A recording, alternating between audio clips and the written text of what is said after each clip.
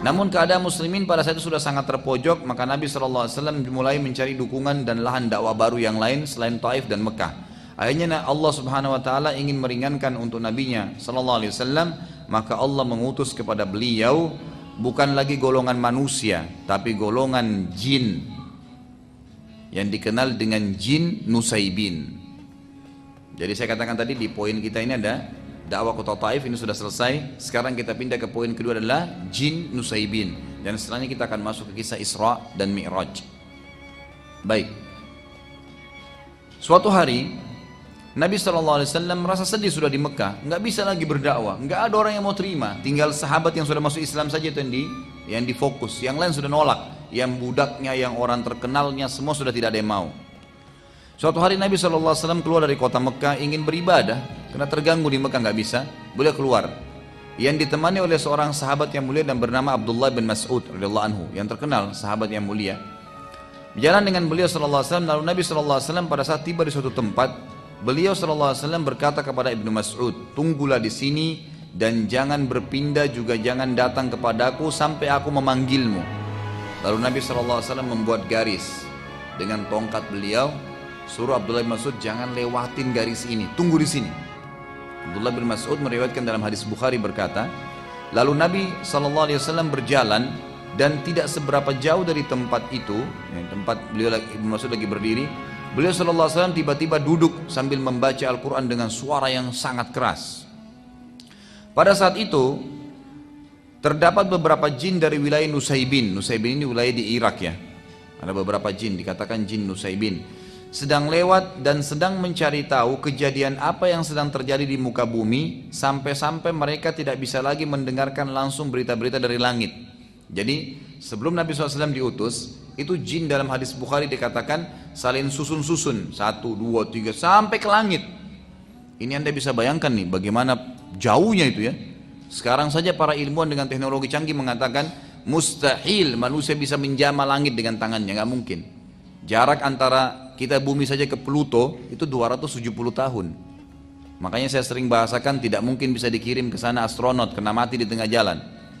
Jaraknya 270 tahun, itu baru satu matahari dengan kita tuh. Bagaimana dengan bintang-bintang yang lain yang sekian miliar tahun jaraknya dari bumi, semua masih pada di bawah langit pertama. Tapi jin-jin ini bisa bersusun-susun sampai ke langit pertama. Mereka bisa mendengarkan. Jadi ternyata dalam hadis ini dijelaskan Allah Azza wa Jal itu kalau ingin menjalankan titah, sebuah titah, Allah sampaikan kepada malaikat ya. Malaikat di langit 7 sampaikan ke langit ke-6, langit ke-6 sampaikan ke langit ke-5, terus sampai ke langit pertama. Nanti malaikat di langit pertama ini yang memerintahkan atau menyampaikan kepada malaikat-malaikat yang bertugas di bumi, yang mengurus gunung, di mana turun hujan, siapa yang mau mati, siapa yang ini, disampaikan kepada malaikat-malaikat yang akan bertugas di bumi gitu kan. Nah, jin-jin ini naik ke atas untuk dengar informasi. Ini sana hujan besok, oh di sini ada mati fulan, oh ini akan terjadi gempa. Dia dengar semua informasi besok, kan gitu. Nah nanti jin-jin ini akan bekerja sama dengan penyihir-penyihir dan penyamun, menyampaikan nih, ini kami dapat informasi di sana hujan, nanti kamu sampaikan besok hujan di sana supaya pengikutnya percaya sama si dukun-dukun ini. Nanti akan kita bacakan dalam surat jin tentang kisah ini bagaimana bekerja samanya manusia dengan jin, dan sampai hari ini, sampai hari kiamat akan terjadi itu. Tetap akan ada bekerja sama, dan ini dilarang dalam Islam ya. Perlu Anda ketahui bahwasanya tidak boleh interaksi dengan jin dengan alasan apapun gitu kan.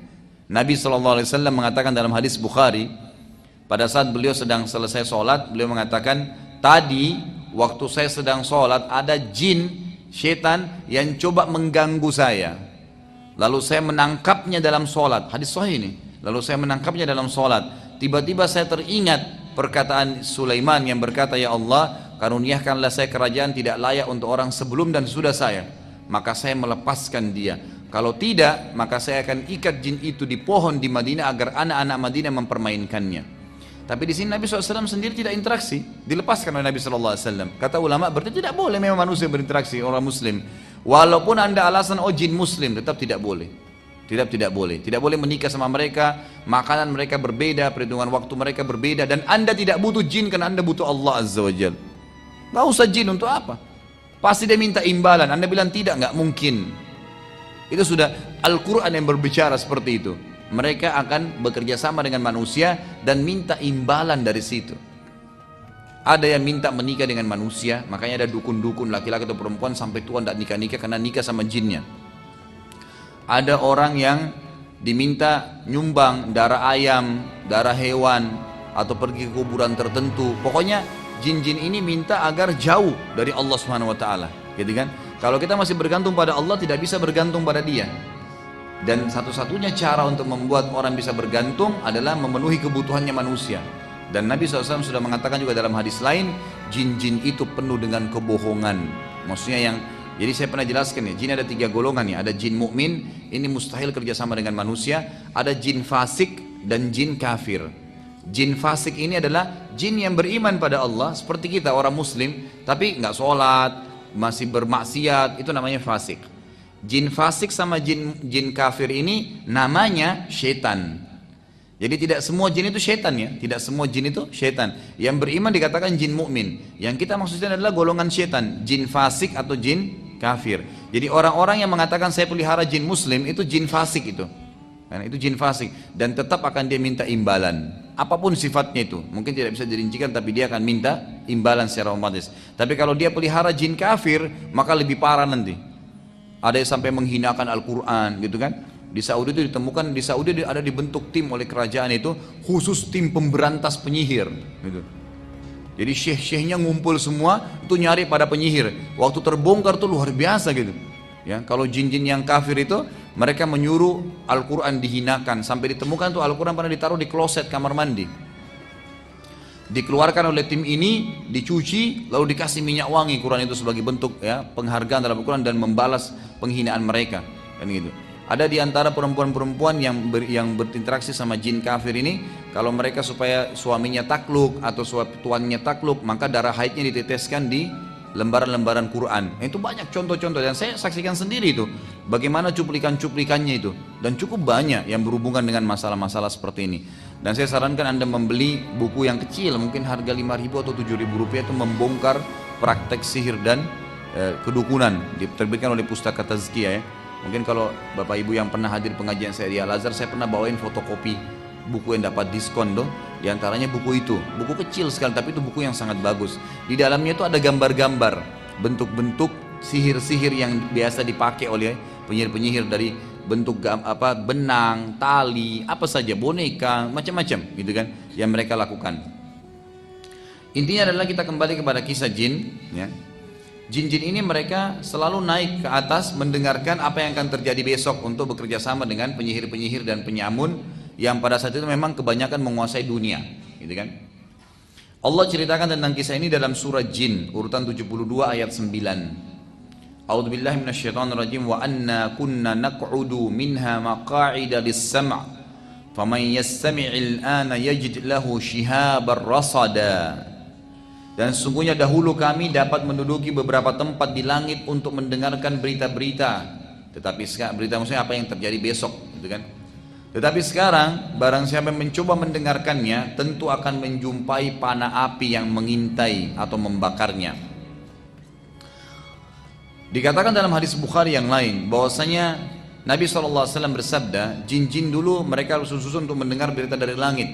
Setelah aku diutus, kata Nabi SAW, maka jin-jin langit itu dijaga oleh malaikat-malaikat, dijaga oleh malaikat-malaikat. Yang malaikat-malaikat ini memegang bintang-bintang yang dipakai untuk memanah jin-jin itu. Makanya kan fungsi bintang itu kan ada 3 ya, untuk rujuman lisyayatin, memanah setan-setan yang datang mendengarkan berita. Kemudian dalam ayat yang lain di surah Al-Mulk dijelaskan itu zina, perhiasan. Inna zayyana as-sama'ad dunya, gitu kan, bizinatil khawaqib, dan kami hiasi muka bumi, langit bumi ini dengan bintang-bintang ya, wa hifdhan min kulli syaitanin, dan untuk menjaga juga dari syaitan-syaitan yang datang, gitu kan. Kemudian fungsi yang ketiga adalah menjadi petunjuk bagi orang di lautan, di mana-mana itu fungsi bintang-bintang, fungsi bintang-bintang itu yang dijelaskan oleh Allah Subhanahu wa taala. Baik. Saat Nabi SAW ya sedang membaca Al-Quran tadi, ternyata jin-jin dari Nusaybin ini kan lagi keliling di muka bumi. Mereka sempat bilang dari lanjutan hadis Bukhari tadi, lalu jin-jin ini berkata, pasti ada penyebabnya. Kenapa langit sekarang dijaga? Dulu sebelum Nabi Muhammad SAW itu tidak ada. Boleh di zaman Nabi Musa, Nabi Daud, semua Nabi sebelum Nabi Muhammad SAW itu mereka masih bisa dengar. Makanya masih bersaing antara dakwah Nabi dengan para penyihir ini gitu kan. Setelah Nabi SAW itu tidak bisa lagi, malaikat jaga, mereka dipanahin. Walaupun masih ada yang sempat lolos tapi sedikit gitu kan. Itu pun sempat dipanah. Nanti akan dijelaskan juga dalam surah Jin itu bagaimana Allah Subhanahu wa taala menjelaskan ada di antara mereka yang sempat lolos, mendengarkan sedikit langsung mereka turun lagi. Dan itu pun dipanah oleh para malaikat tadi. Waktu mereka bilang, akhirnya mereka bilang pasti ada sesuatu terjadi di muka bumi, nggak mungkin. Ada penyebabnya nih, kenapa tidak bisa dengar lagi. Maka sekelompok jin Nusaybin keliling di muka bumi ini pas lewat di Mekah dan melewati tempat Nabi Muhammad SAW lagi baca Quran tadi. Nah ini sebenarnya dengan hikmah Allah SWT, Allah memang yang sengaja mengutus jin-jin ini gitu kan.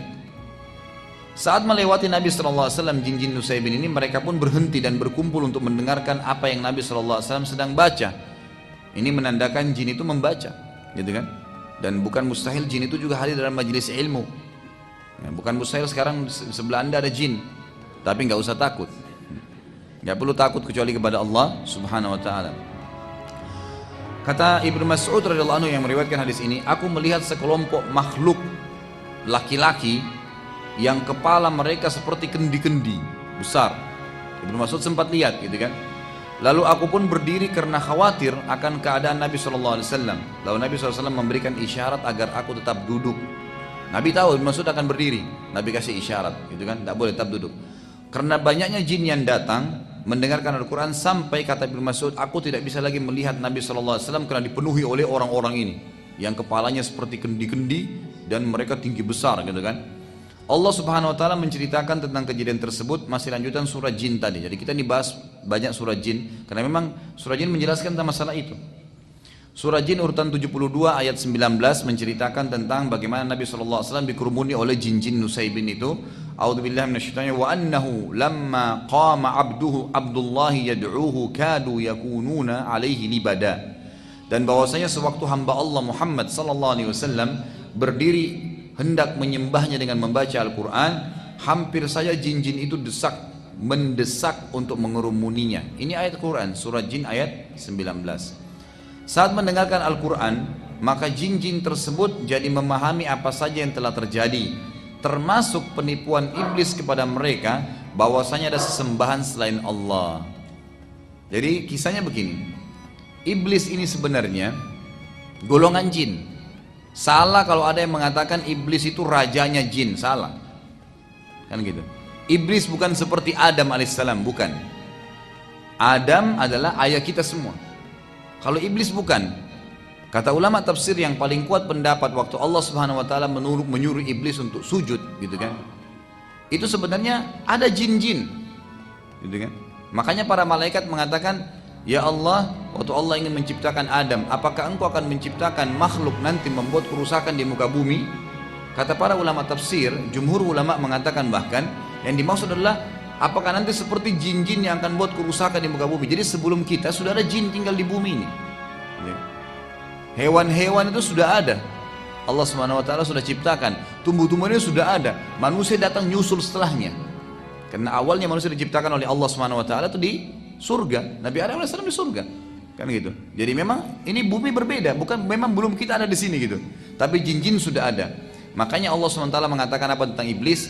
Kana minal jinni fafasaqa an amri rabbi. Kana minal jin maksudnya iblis itu salah satu dari golongan jin, bukan pimpinannya. Fafasaqa an amri rabbi, tapi dia tidak mau ikuti patuh perintah Tuhannya. Nah kata sebagian ulama tafsir juga, ternyata waktu Allah Azza wa Jalla menciptakan Adam, yang hadir di situ iblis. Masih ada jin-jin lain yang tidak hadir, gitu kan? Nah waktu Nabi SAW membaca Al-Quran ini, ternyata iblis ini membuat propaganda di antara jin-jin. Di antaranya dia mengatakan bahwasanya ada Tuhan selain Allah. Syirik, berbuat syirik, didakwai itu. Dan dia mengajak agar orang-orang bisa atau jin-jin bisa ikut dengan dia. Dan perlu anda tahu, yang menjadi pasukannya iblis sekarang ini, ya, yang paling banyak itu keturunannya dia. Jadi keturunan dia, bukan jin umumnya. Karena jin banyak yang beriman dan tidak mau ikut dengan dia, tidak mau ikut dengan iblis. Nanti akan kita jelaskan dalam surah Jin ayat 1 sampai ayat 18 menceritakan masalah itu. Kita akan baca panjang lebar sebentar gitu kan. Tapi ini membuktikan bahwasanya iblis itu bukan pimpinan, bukan raja jin. Seperti sering digambarkan gitu kan. Tidak. Dia salah satu dari golongan. Dan iblis sangat lemah. Garis bawah ini. Iblis sangat lemah. Begitu juga pengikutnya. Makanya Allah mengatakan, inna qaida syaitani kana dha'ifa. Golongan syaitan itu sangat lemah, mereka tidak bisa buat apa-apa gitu loh. Lemah, tidak bisa buat apa dengan manusia. Yang bisa cuman bisikin, cuman apa, membuatlah bisikan, ya tiupan sehingga kita mengantuk kalau mau ibadah. Tidak bisa apa-apa. Jin tidak bisa menjelma pegang tangan kita suruh kita berzina, nggak bisa. Dia nggak punya kekuatan untuk itu. Allah SWT sudah batasi, jadi sangat lemah. Allah sudah mengatakan lemah. Kekuatan dia cuma satu, menakut-nakuti manusia. Seakan-akan sudah sesuatu yang menakutkan, tidak. Kalau orang yakin dan faham ini, dia tidak akan takut kecuali kepada Allah Azza wa Jal. Kalau anda lagi jalan sendiri, anda ketakutan itu dari syaitan, permainan iblis dan pengikutnya, gitu kan. Anda harus yakin ada Raqib dan Atid yang sama, dia tidak kelihatan, gitu kan. Yang sedang mendampingi kita. Ada Allah Azza wa Jalla menciptakan semua, sedang mengawasi kita dan tahu. Allah maha mendengar, maha mengetahui, dan Allah subhanahu wa ta'ala jauh lebih kuat daripada semua ini. Nah, itu tidak ada apa-apanya jin itu. Baik, waktu mereka sudah mulai berkumpul di sisi Nabi SAW, akhirnya mereka jadi faham, jin-jin ini jadi faham, selama ini iblis sudah menipu mereka, yang mengatakan ada sesembahan selain Allah. Nanti akan kita baca ayat surah jin, bagaimana jin-jin ini mengatakan, wa kana safihuna, dan dulu orang bodoh dari kami, maksudnya iblis. Dia mengatakan Allahi syatata. Dia mengatakan bahwasanya Allah itu masih ada sekutunya. Dan jin ini tidak tahu, mereka ikut-ikutan saja. Setelah turun Al-Quran, mereka dengar Al-Quran, baru mereka faham ternyata iblis menipu mereka. Dan dalam hadis lain saya katakan tadi, paling banyak mengikuti iblis adalah anak cucunya. Sebagaimana dalam hadis Bukhari Muslim, bahwasanya Nabi SAW bersabda, iblis memiliki singgasana di atas lautan, dan ia ingin menyaingi Allah, dan tidak akan pernah bisa dia nyaingi Allah, karena Allah singgasananya di atas air, maka dia juga sengaja di lautan, gitu kan. Kemudian tiap hari, tiap saat anak cucunya, kata-kata anak cucu perhatikan ya, melapor perbuatan-perbuatan mereka. Ada yang mengatakan, saya baru membuat orang berantem, saya baru membuat orang bohong, saya baru membuat orang riba, mencuri, segala macam-macam. Bagi iblis semua dianggap laporan biasa. Sampai ada anak cucunya yang mengatakan, saya baru menceraikan suami istri. Diangkat oleh iblis, didudukkan di sebelah singgasananya, karena dianggap itu prestasi paling tinggi. Makanya anda harus tahu, iblis paling senang perceraian. Jadi jangan pernah cerai. Godaannya apapun, isti'adzah, lawan, perbaikin. Tantangan hidup anda itu, gitu kan? Kenapa harus cerai? Perbaikin. Kalau emang jelas-jelas dia fasik, memang ahli maksiat, tidak bisa dipertahankan, silakan. Kalau memang orang baik, untuk apa dicerai, gitu kan? Dan untuk apa bercerai? Itu syaitan semua. Kadang-kadang masalah kecil mungkin gara-gara air segelas bisa jadi masalah besar dalam rumah tangga. Karena kata para ulama, kalau di luar rumah tangga itu satu syaitan yang goda anda, dalam rumah tangga bisa 1000, gitu kan? Macam-macam bisa dimasalahkan oleh iblis ini. Baik, sekali lagi, jadi iblis bukan rajanya syaitan, bukan rajanya jin, tapi dia pimpinan para syaitan. Betul memang, pimpinan para syaitan. Siapa syaitan? Golongan jin yang fasik dan orang jin yang kafir. Pengikut dia kebanyakan anak cucunya. Ada juga dari golongan jin tapi yang fasik, yang bukan keturunan dia ada. Jadi bukan iblis satu-satunya sumbernya, bukan seperti Adam. Penting ya, kalau manusia dari Adam dan Hawa, tapi jin bukan semua dari iblis. Dalilnya adalah Allah SWT ceritakan dalam surah Jin urutan 72 ayat 1 sampai ayat 18. Teruskan sebelum saya baca ayatnya, dulu waktu saya masih SD, saya masih ingat tuh teman-teman saya di kelas pernah bilang, waktu masih di Makassar dulu, sempat ada yang bilang, kalau baca surah Jin itu nanti jinnya hadir, gitu kan. Saya masih ingat tuh, gitu kan. Setelah saya pelajari di Madinah, ini dari mana ini, di Karang-Karang, gitu kan. Tidak ada urusannya, tidak ada hubungannya dengan, berarti kalau dianggap di Indonesia itu ada pemahaman gitu, dengan baca surah jin bisa panggil jin. Siapa yang bilang? Kebetulan namanya surah jin, karena menceritakan tentang jin-jin yang mendengarkan dakwah Nabi SAW. Tidak ada hubungannya. Jin biar tidak baca ini tetap ada di sebelah anda, gitu kan? Dia hidup berkisar kita sama, seperti udara yang anda hirup, seperti buah yang anda makan, mereka juga ada hidup tapi berbeda, kan gitu. makanannya beda, alamnya berbeda, postur tubuhnya berbeda, beda memang alam lain, memang berbeda, nggak boleh diikut-ikutin. Kata Nabi, kata Allah SWT, a'udzu minasyaitonir rajim, "Qul uhiya ilayya annahu istama'a nafarun minal jinni faqalu inna sami'na qur'anan 'ajaba yahdi ila ar-rusydi fa amanna bihi wa lan nusyrika bi rabbina ahada wa annahu ta'ala jaddu rabbina mattakhadha sahibatan wala walada wa annahu kana yaqulu safihuna 'ala Allahi syatata wa anna dhananna an lan taqula al-insu wal jinnu 'ala Allahi kadhiba wa annahu kana rijalun minal insi ya'udhuna bi rijalin minal jinni fazaduhum rahaqa wa annahum dhannu kama dhanantum an lan yab'atha Allahu ahada wa anna lamasna as-samaa'a fawajadnaha muli'at harasan shadidan wa shuhuba wa anna kunna naq'udu minha maqa'ida lis-sam' فمن يستمع الآن يجد له شهابا رصدا وأنا لا ندري أشر أريد بمن في الأرض أم أراد بهم ربهم رشدا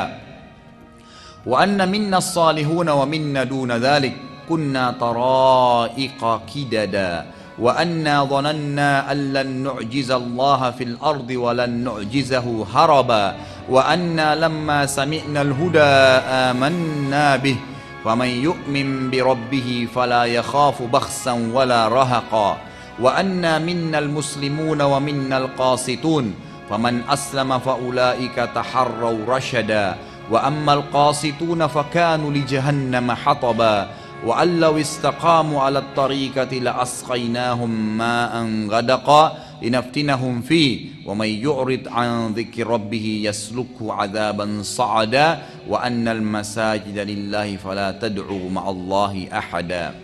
Ayat pertama, katakanlah wahai Muhammad, telah diwahyukan kepadaku bahwasanya sekelompok jin telah mendengarkan Al-Quran. Lalu mereka berkata, sesungguhnya kami telah mendengarkan Al-Quran yang menakjubkan. Jin kagum sama Al-Quran. Anda nggak perlu jimat-jimat. Jin aja kagum sama Quran, kok Anda kagum dengan jimat? Aneh sekali. Gitu kan? Ayat kedua, yang memberi petunjuk pada jalan yang benar. Al-Quran ini luar biasa power gitu kan. Memberi petunjuk, bisa menyentuh hati orang menangis, bisa menyentuh hati orang jadi takut, bisa menyentuh hati orang jadi senang. Luar biasa Al-Quran itu. Cuman tinggal mau nggak dijadikan sebagai petunjuk. Lalu kami beriman kepadanya. Perhatikan di sini kata ulama tafsir, spontan. Jin punya hitungan waktu yang berbeda dan mereka khusus untuk mencari hidayah yang berimannya lebih cerdas daripada manusia. Ada banyak istidlalnya berhubungan dengan masalah ini, ada banyak bukti-buktinya. Di antaranya adalah kata Allah SWT tadi, pada saat mereka dengar Al-Quran, itu cuma dibacain beberapa ayat ya, bukan semua Quran, beberapa ayat. Langsung, yang memberi petunjuk pada yang benar, lalu kami beriman kepadanya. Langsung, oh ini sudah benar, nggak mungkin salah. Langsung diikutin, nggak ragu gitu kan. Dan kata Nabi SAW, waktu Allah Subhanahu Wa Taala menurunkan ayat surah Rahman, فَبِأَيِّ آلَاءِ رَبِّكُمَا تُكَذِّبَانِ, lalu nikmat apa lagi yang kalian mau pungkiri? Maka kata Nabi SAW, golongan dari jin langsung berkata, tidak ada lagi ya Allah yang kami bisa bantah, dan kalian tidak berbicara itu. Kata Nabi SAW kepada manusia, kalian tidak bicara. Jin langsung spontan takut kepada Allah Azza wa Jal, gitu kan. Lalu dikatakan, dan kami sekali-kali tidak akan menyekutukan seorang pun dengan Tuhan kami. Ayat ketiga, dan bahwasanya maha tinggi kebesaran Tuhan kami. Jin-jin ini memuji Allah Azza wa Jal, mengakui itu. Dia tidak beristri dan tidak pula beranak. Ayat keempat, dan bahwasanya orang yang kurang akalnya dari kami, maksudnya adalah iblis. Jin-jin ini mengatakan, wa kana yaqulu safihuna, dan dulu safihuna itu orang bodoh dari kami. Yaqulu 'alallahi syatata, dia mengatakan tentang Allah perkataan yang melampaui batas, bahwasanya Allah punya istri dan punya anak. Jadi dari ayat ini dibongkar, kata ulama tafsir, keyakinan orang Nasrani sekarang itu murni dari iblis. Bahwasanya ya Allah punya istri dan punya anak. Sebagian sekte Nasrani mengatakan tidak, bukan ayahnya Isa itu ya Allah, tapi tetap dia anak Tuhan. Bagaimana cara memahami ini? Kan tidak mungkin, tidak ketemu, tidak connect gitu. Maka ini Kata di sini dibongkar oleh para jin, dulu yang nyebarin berita itu adalah iblis. Dan itu orang bodoh dari kami. Jin yang berkata tentang iblis. Anehnya masih ada orang mau ikuti iblis. Jin aja tolak dia gitu. Baik, ayat kelima. Dan sesungguhnya kami mengira, ya, kata jin-jin ini, bahwa manusia dan jin sekali-kali tidak akan mengatakan kepada Allah perkataan yang dusta. Kata ulama tafsir yang dimaksud adalah, jadi jin-jin ini mereka masih polos, mereka nggak tahu. Jadi pada saat iblis mengatakan Allah itu punya anak, punya istri, gitu kan? Seperti perkataan yang tersebar di Nasrani, banyak jin-jin tahu. Oh iya mungkin ya, mungkin karena iblis lebih tahu. Mereka jadi ikut. Maka yang terjadi jin-jin ini mengatakan, dan sungguhnya kami mengira, kami nggak sangka kalau iblis berani bohong dengan Allah, bahwa manusia dan jin sekali-kali tidak akan mengatakan perkataan dusta kepada Allah. Ternyata masih ada yang bohong dusta pada Allah gitu. Ayat ke-6, dan bahwasanya ada beberapa orang laki-laki di antara manusia yang meminta perlindungan kepada beberapa laki-laki dari jin, maka jin-jin itu menambah bagi mereka dosa dan kesalahan. Sebagian sebab turunnya ayat ke-6 dan ayat ke-7 ini, ternyata Bapak Ibu sekalian, orang-orang Arab dulu, tradisinya mereka, tradisi orang-orang kafir Quraisy itu mereka kalau lagi dalam perjalanan, kemudian nginap di sebuah tempat, kalau dulu kan lembah ya, di padang pasir lembah, itu tidak ada angin, tidak ada apa nih, tiba-tiba saja pimpinan mereka, setiap kali tinggal di satu tempat, keluarin makanannya setengah, lalu dia pergi ke tengah-tengah lembah, dia bilang, wahai penjaga lembah, gitu kan, ini setengah bekal kami, ambillah, jangan ganggu kami. Apa yang terjadi? Maka kata Allah SWT, fazaduhum rahaqa, jin-jin yang ada di situ tambah sombong. Nah ini kesempatan nih, makin disesatin, makin dibuat takut-takut. Makanya saya bilang itu hari, jangan pernah takut kecuali kepada Allah Subhanahu Wa Taala. Allah pencipta semuanya, nggak perlu takut. Manusia sebesar apapun raksasa depan anda, sekuat apapun dia, kalau dia zalim, dia salah, anda sama Allah, walaupun anda kecil, anda akan dimenangkan oleh Allah Azza wa Jalla. Allah punya cara itu. Makanya Allah SWT buktikan pada saat Daud, ya, itu sedang berperang melawan Jalut, mati Jalut besar, berapa kali lipat lebih besar daripada badannya Daud alaihissalam, tapi mati di tangannya Daud alaihissalam. Itu kan Allah SWT buktikan itu. Lalu dikatakan di sini, maka jin-jin itu menambahkan bagi mereka dosa dan kesalahan. Ayat ketujuhnya, dan sesungguhnya mereka jin menyangka sebagaimana persangkaan kalian wahai orang-orang kafir Mekah, bahwasanya Allah tidak akan mengutus lagi seorang rasul. Ayat ke-8, dan sesungguhnya kami mencoba mengetahui rahasia langit. Ini yang saya katakan tadi, susun-susun tuh, mau dengar gitu kan. Maka kami mendapatinya penuh dengan penjagaan yang kuat dan panah-panah api. 9, dan sesungguhnya dahulu kami dapat menduduki beberapa tempat di langit untuk mendengarkan berita-beritanya, tetapi sekarang barang sampai mencoba mendengarkannya, tentu akan menjumpai panah api yang mengintai dan membakarnya. Ayat ke-10, dan sesungguhnya kami tidak mengetahui dengan adanya penjagaan itu, apakah keburukan yang dikehendaki oleh Allah di bumi, atau memang Allah menginginkan bagi mereka kebaikan. Jadi sudah nggak ada lagi informasi, sudah nggak bisa tahu, tinggal sesuai dengan takdirnya Allah. Sampai sebagian ulama mengatakan termasuk malaikat-malaikat ada yang di langit itu nggak tahu lusa terjadi apa. Allah instruksikan per hari, mereka tidak tahu sama sekali. Apalagi ada manusia yang mengaku tahu gaib, itu luar biasa. Dan ulama sudah sepakat mengatakan semua orang yang kerja sama sama jin itu bisa satu benar, 1000 salah. Kadang-kadang begitu, seperti orang main judi kan, satu kali dapat, biarpun 1000 kali dia kalah, tetap dia ingat yang satu itu. Setan hiasi, yang dia dapat untung 10 juta, dia lupa yang dia keluarin 1 miliar gitu kan. Setan hiasi itu, kebodohan gitu kan. Sekali dia sholat tahajud pernah, lalu dia pegang terus, dia lupa 1 tahun sudah nggak sholat tahajud, bangga dengan itu. Ya kadang-kadang godaan setan begitu ya.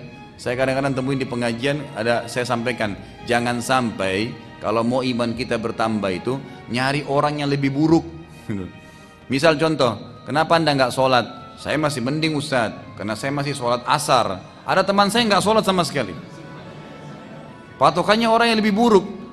Jadi akhirnya dia merasa dirinya lebih baik. Itu setan hias itu.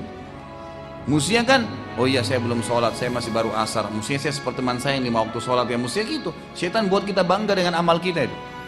Orang pergi haji, oh saya juga sudah pernah haji. Salah, ya Allah saya juga pengen haji seperti mereka lagi. Itu yang benar. Harus melangkah lebih maju, bukan malah mundur ke belakang gitu kan.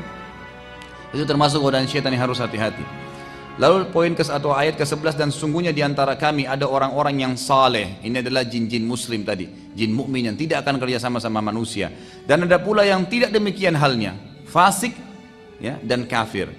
Kami menempuh jalan yang berbeda-beda seperti manusia. Dan di sini ulama tafsir mengatakan ayat-ayat surah jin sudah cukup sebenarnya bagi setiap manusia sampai situ. Jangan lagi dalami alam jin, nggak perlu. Bagaimana mereka menikah, mereka tinggal di mana, seperti apa kehidupannya, nggak perlu kita dalamin itu. Cukup kita tahu ada makhluk namanya jin, seperti selesai. Ada makhluk namanya manusia, namanya malaikat, udah selesai. Kalau ada informasi sampai kepada kita, kita imanin. Kalau tidak ada, jangan dikorek-korek, nggak perlu. Karena Anda sendiri butuh program saat harian yang sangat padat, ya kan gitu. Saya pernah bahasakan, masih ingat kan? Kalau bangun subuh ada bangun, kita harus baca doa, bangun tidur. Kemudian sholat Fajr, sunatul fajr, 2 rakaat sebelum subuh. Sholat subuh lagi, ini antara azan dan iqamah ya. Kemudian sholat subuhnya. Habis sholat subuh tidak ada ba'diyah tapi ada zikir pagi. Istirahat sebentar, duha. Sebentar lagi istirahat, duhur. Qabliyah duhur, duhurnya ba'diyah duhur. Istirahat sebentar, asar.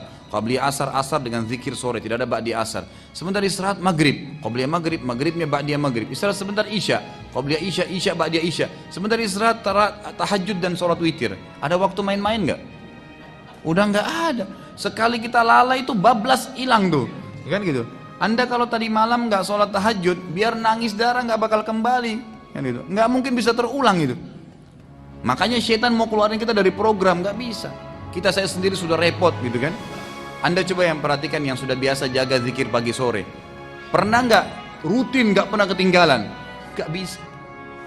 Kita masih kadang-kadang lewat kebablasan. Setan bisikin tuh sebentar di jalanan bisa, sebentar di sini bisa, supaya kita lalai, gitu kan? Tinggalin. Apalagi yang tidak pernah zikir sama sekali. Itu bagaimana caranya? Program Anda sudah padat dari Allah. Jangan sibukkan diri lagi dengan alam jin dan alam-alam yang lain, gitu kan?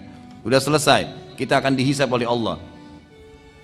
Nomor 12 ayat 12, dan sesungguhnya kami mengetahui bahwasanya kami sekali-kali tidak dapat melepaskan diri dari kekuasaan Allah. Perhatikan, ayat ini luar biasa. Para jin berkata, dan sesungguhnya kami mengetahui bahwasanya kami sekali-kali tidak akan dapat melepaskan diri dari kekuasaan Allah di bumi, di muka bumi, dan kami tidak bisa lari darinya. Hanya dengan bacain ayat Quran, jinnya bisa mati tuh kalau lagi di ruqyah. Kepanasan teriak-teriak jinnya, gitu kan? Saya berapa kali ruqyah orang teriak-teriak, padahal yang kita baca cuma ayat gitu. Kita nggak tahu bagaimana Allah Azza wa Jalla membakar dia. Sampai ulama sepakat mengatakan kalau dibacain terus ayat bisa mati dia, kebakaran, kepanasan, makanya dia kesakitan, gitu kan? Itu kuasa Allah Subhanahu wa taala. Jadi minta kepada Allah bukan kepada jin. Allah yang Maha Kuasa.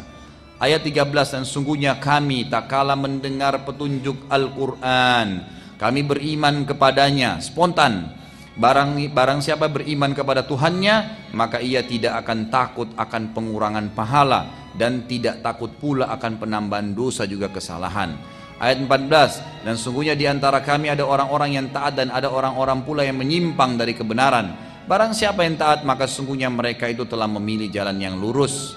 Ayat 15, adapun orang-orang yang menyimpang dari kebenaran, maka mereka menjadi kayu bakarnya neraka jahanam. Wa na'udzubillah.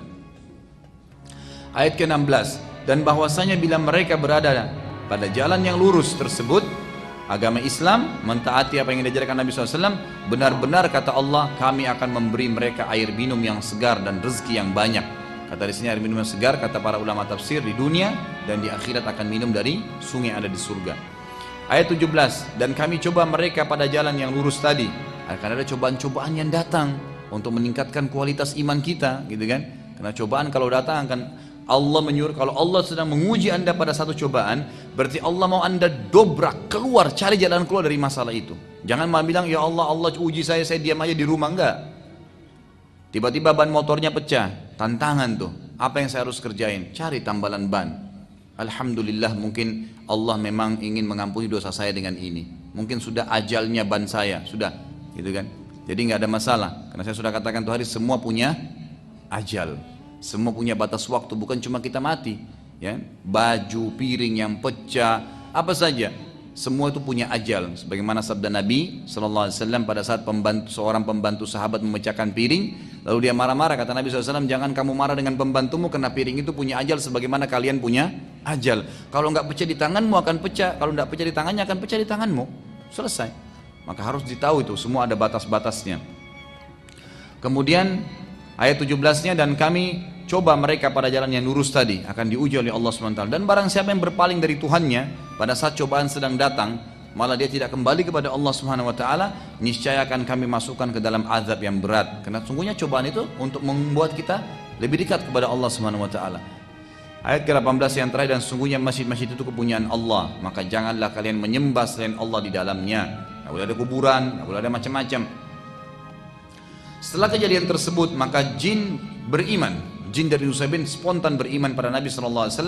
Dan anehnya yang terjadi, perhatikannya, ini langkah yang luar biasa dari para jin, kadang-kadang mendahului manusia dari poin ini.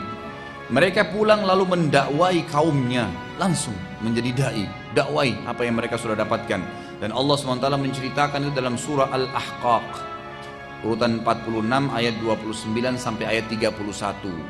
Al-Ahqaq 46 urutannya ayat 29 sampai ayat 31. A'udzubillahi minasyaitonir rajim. Wa idz sarafna ilaika nafaran minal jinni yastami'una al-Qur'ana falamma hadaruhu qalu ansitu. Falamma qudiya wallaw ila qaumihim munzirin. Qalu ya qaumana inna sami'na kitaban unzila min ba'di Musa musaddiqan lima baina yadayhi yahdi ilal ilal haqqi wa ila tariqin mustaqim. Ya qaumana ajibu da'i Allah wa aminu bihi yaghfir lakum min dhunubikum wa yujirkum min adzabin alim. Ini salah satu ayat yang dibaca kalau sedang ruqyah. Ini salah satu ayat-ayat ruqyah yang dibaca untuk mengusir jin atau sihir, ayat ini. Kata Allah SWT dalam Al-Ahqaq, ya, ayat 29, dan ingatlah ketika kami hadapkan serombongan jin kepadamu wahai Muhammad yang mendengarkan Al-Quran. Allah lah yang membuat mereka datang. Dan tak kala mereka menghadiri pembacaan Al-Quran itu, mereka berkata, dengarlah dengan penuh perhatian. Semua disuruh dengar, mereka sepakat itu. Setelah mendengar bacaan Muhammad Muhammad, mereka pun kembali ke kaumnya untuk memberikan peringatan. Langsung berdakwah, menyampaikan itu. Ayat ke-30 mereka berkata, hai kaum kami, sesungguhnya kami telah mendengarkan kitab Al-Quran yang diturunkan setelah Musa, yang membenarkan kitab-kitab sebelumnya dan menuntun ke kebenaran dan jalan yang lurus. Ayat 31, hai kaum kami, terimalah seruhan orang yang menyeru kepada Allah dan berimanlah kepadanya. Seruhan siapa? Nabi Muhammad sallallahu alaihi wasallam.